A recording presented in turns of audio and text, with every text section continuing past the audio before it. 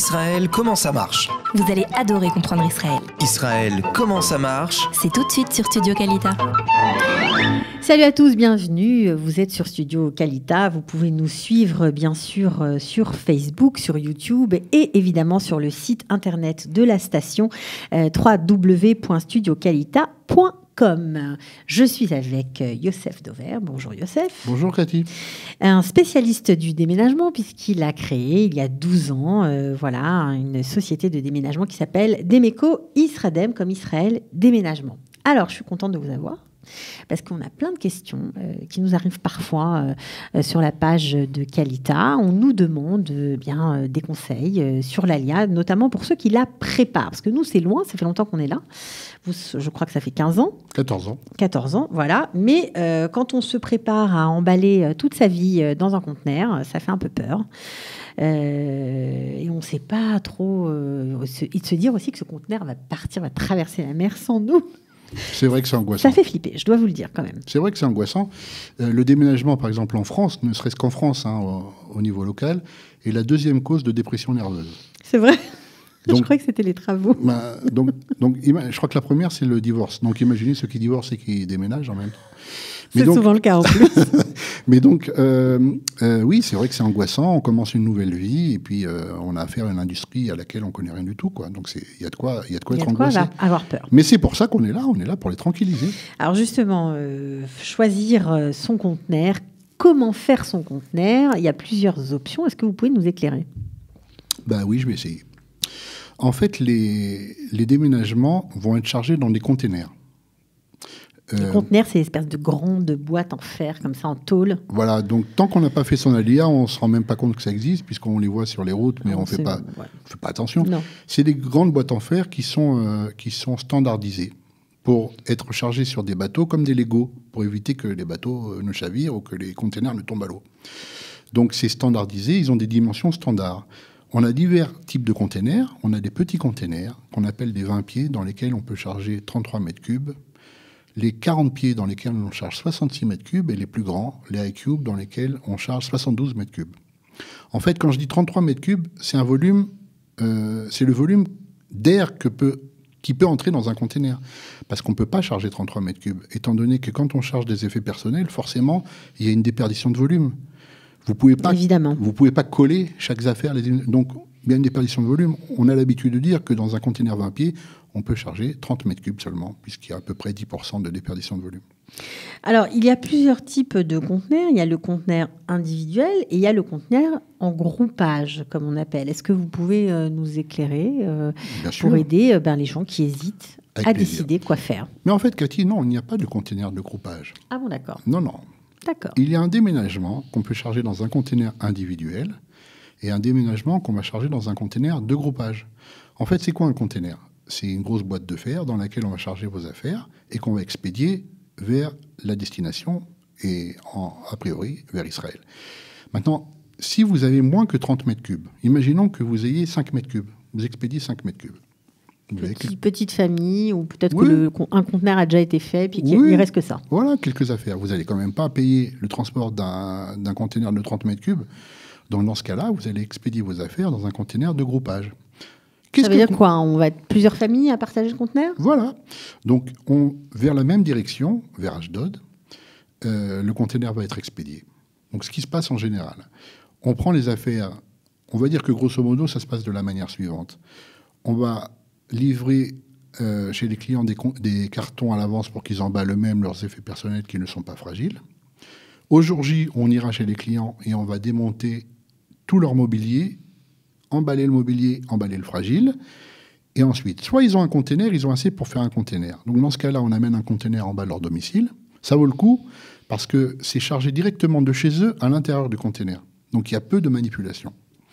Et ensuite, le conteneur est fermé, il est expédié vers Israël, dédouané et livré quand c'est dédouané. Maintenant, quand c'est un groupage, on a un petit volume. Donc vous avez plusieurs personnes qui vont faire leur alia. Un tel à 5 mètres cubes, l'autre à 10 mètres cubes, l'autre à 8 mètres cubes. Et en fait, on va prendre tous ces effets personnels dans notre entrepôt en région parisienne. On va attendre d'avoir un volume suffisant pour charger dans un conteneur et on va charger dans le conteneur. On va bien sûr séparer tous les lots, ce qui est très important, parce que sinon les affaires de Paul vont chez Jacques, etc. Ça arrivait bien souvent. Ça arrive parfois, malheureusement. Et donc, on va bien séparer les lots, on va bien les signaler.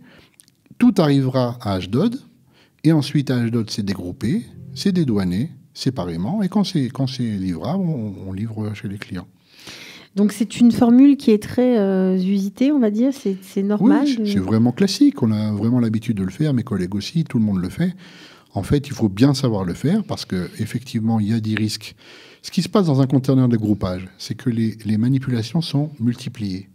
Et même si on apporte le plus grand soin à emballer et à charger, à bien caler les affaires, imaginez que pour un conteneur de groupage, on prend vos affaires de chez vous. Elles descendent de chez vous, elles vont dans un camion. Du camion, de charger dans un entrepôt. Dans l'entrepôt, ça attend. Ensuite, chargé dans le conteneur. Le conteneur part vers Israël. En Israël, c'est déchargé. Ensuite, c'est rechargé pour être livré chez vous. Et ensuite, c'est livré chez vous. Ouais, ça fait beaucoup de manipulations. Ça fait beaucoup. Mais bien sûr, même si on fait très attention... Il peut y avoir de la casse. Il peut y avoir de la casse. C'est pour ça que je conseille toujours à nos clients de prendre une assurance. Parce que si vous ne prenez pas d'assurance, vous n'êtes pas assuré.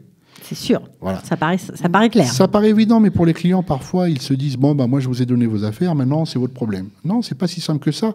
Parce que pendant la plus grande partie du déménagement vers Israël, les affaires, en fait, ils vont être sur le bateau. Et donc, dans ce cas-là, ça peut être aussi la responsabilité de la compagnie maritime ou du port qui a chargé. Donc, il vaut mieux avoir une assurance. Les choses sont plus claires. On a quelqu'un vers qui se tourner. Bien sûr, parce qu'en cas de sinistre, en fait, il faudra que vous prouviez que c'est la responsabilité de qui. Et c'est très compliqué parce qu'il y a tellement... Si le bateau coule, justement Est-ce que vous savez combien de containers tombent à l'eau chaque année? Non, j'en ai aucune idée. 50 000. Sérieux? Oui, 50 000 dans le monde entier. Sur, bien sûr, plusieurs milliards de containers. Une fois, c'est arrivé, alors, je te donne une anecdote, que c'est jamais arrivé qu'un de mes containers tombe à l'eau. Par contre, une fois, sur un bateau, le feu s'est déclaré. Et quand le feu se déclare, c'est une chose que peu de gens savent et qu'on a appris, quand le feu se déclare, parfois, sur le bateau, ils sont obligés de sacrifier des containers pour sauver la cargaison. My God. Donc, ils jettent des containers à l'eau, ils ne savent pas ce qu'il y a dedans. Donc, ils jettent jusqu'à ce que le feu soit maîtrisé. Et quand le feu est maîtrisé... Il les repêche? Non, ça coule. Non, ça flotte à peu près 2 minutes. Ouais. Ça flotte 2 minutes parce qu'il y a quand même la poussée d'Archimède qui fait que ça flotte un petit peu. Donc, ça flotte. Et dans ce cas-là, ceux qui sont restés dans le bateau, et ça c'est une loi du XVIe siècle, qui ont été sauvés grâce au sacrifice des autres, doivent dédommager les autres. Donc si vous avez une assurance, c'est couvert. Par contre, si vous n'en avez pas, vous allez devoir dédommager les autres. Sérieusement? Oui, c'est sérieux, c'est une vraie loi. Et c'est arrivé à des Olim Khadashim? C'est arrivé à un Oli Khadash qui venait des États-Unis, oui. Et donc, heureusement, il était assuré parce que la compagnie maritime a exigé que son conteneur a été sauvé grâce au sacrifice des autres. Donc les autres, il fallait les dédommager. C'est incroyable. En tout cas, bien sûr, on apprend. C'est d'ailleurs pour ça que vous êtes passionnant. Là. C'est passionnant, mais oui, on ne croit pas, mais c'est passionnant, oui. Franchement. D'ailleurs, je crois savoir que tu as des notions juridiques.